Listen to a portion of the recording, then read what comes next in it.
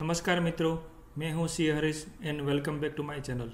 आज मैं आपके साथ शेयर कर रहा हूं जो एक प्रेस रिलीज सीबीडीटी ने यहां पे इश्यू कर दिया गया है। वो आज की डेट में 31 मार्च 2022 को इश्यू कर दिया गया है। उसमें मेंशन किया गया है the central government relax the provision of TCS under section 206C into bracket 1G of income tax act 1961 में in respect of non resident individual visiting India. जो नॉन रेसिडेंट है और वो इंडिया विजिट करने से उनका जो टूर ऑपरेटर का जो पैकेजेस में जो 5% टीसीएस कलेक्ट करना होता था उसकी प्रोविज़न यहाँ पे एप्लीकेबल नहीं होगी।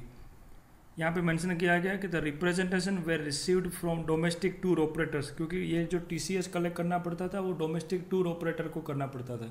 तो डोमेस्टिक टूर ऑपरेटर्स ये 5% डिडक्ट डायरेक्टली चार्ज करते थे और उसमें काम यहाँ पे प्रॉब्लम ये आ रहा था कि वो were facing difficulties in collection of tax from non resident individuals visiting India who were booking the overseas tour packages from such domestic tour operators। Domestic tour operator के थ्रू ओवरसीज जो tour packages कुछ भी book करवाते थे तो उसमें उसको compulsorily 5% TCS करना पड़ रहा था कलेक्ट।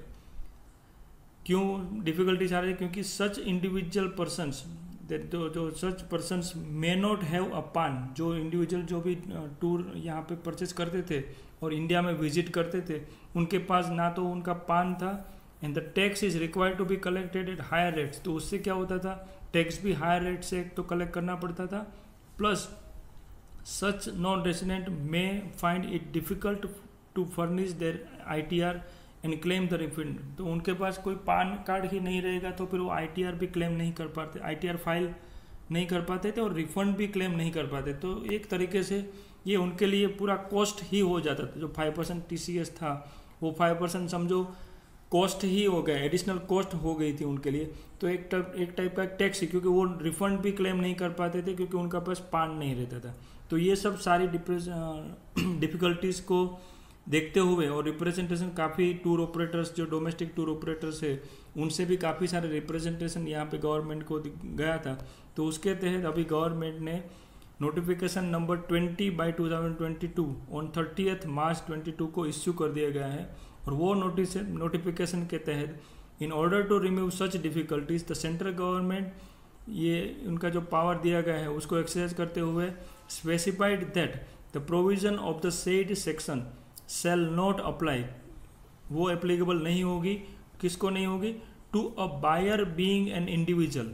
एक तो बायर जो है टूर ऑपरेटर जो पैकेट जो परचेस करने वाला है वो इंडिविजुअल होना चाहिए and who is not a resident in India. वो रेसिडेंट इंडिया का रेसिडेंट की जो डेफिनेशन है वो क्लोज 1 और 1A क्लोज अंडर सेक्शन 6 का जो 1 and 1A जो क्लोज है उसके तहत जो रेसिडेंट की जो डेफिनेशन है उसमें अगर वो फॉल नहीं हो रहे तो दोनों कंडीशन सेटिस्फाई होने से उनके वो ये जो सेक्शन है 206C1G जो सेक्शन है वो एप्लीकेबल नहीं होगी। एंड वो इज़ विजिटिंग इंडिया विजिट करते थे अगर करना होता है तो उनको ये सेक्शन एप्लीकेबल नहीं है। Hence a domestic tour operator is not required to collect tax on sale of overseas tour package to non resident individual visiting India. Non resident individual होना चाहिए और नॉन रेसिडेंट होना चाहिए। वो अगर विजिट कर रहे हैं इंडिया में और वो डोमेस्टिक टूर ऑपरेटर से कुछ भी टूर पैकेजेस परचेस करते हैं तो उनके ऊपर अभी ये टीसीएस जो कलेक्ट हो रहा था 5%, उसकी यहाँ पे रिक्वायरमेंट ये नोटिफिकेशन नंबर 20/2022 के तहत उसको रिक्वायरमेंट को यहाँ पे रिमूव कर दिया गया है। तो ये बहुत ही अच्छी गुड न्यूज़ इन लोगों के लिए है जो नॉन रेसिडेंट यहाँ पे विजिट करते थे और टूर पैकेजेस ये लोकल टूर ऑपरेटर से पैकेज करते थे परचेस करते थे। उनके लिए काफ़ी ये गुड न्यूज़ है क्योंकि उनके लिए अभी तक ये 5% था, वो 5% पूरा कॉस्ट ही था। तो अभी ये 5% उनको सेविंग हो गया और ये बहुत बड़ा उनको रिलैक्स मिला है यहाँ पे। तो ये बहुत बड़ी अच्छी गुड न्यूज़ उनके लिए बोल सकते हैं। मैं आशा करता हूँ कि ये वीडियो आपको ज़रूर पसंद आया होगा। तो ये वीडियो को ज़रूर लाइक और शेयर कर दीजिएगा और मेरे चैनल को भी सब्सक्राइब कर लीजिएगा ताकि आपको रेगुलरली टैक्स अपडेट मिलते रहेंगे। Thank you.